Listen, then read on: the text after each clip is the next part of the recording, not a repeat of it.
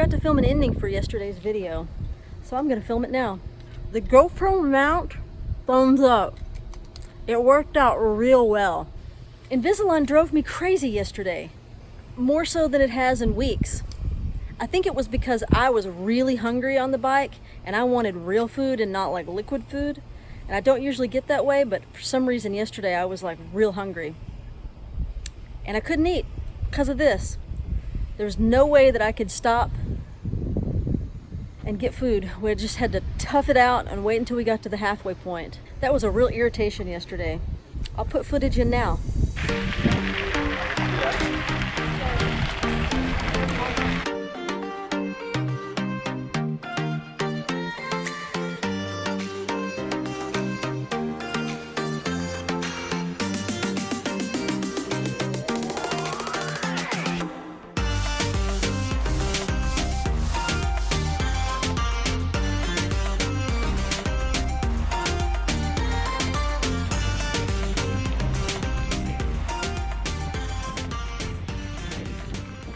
Fun day on the bike. That's it for today.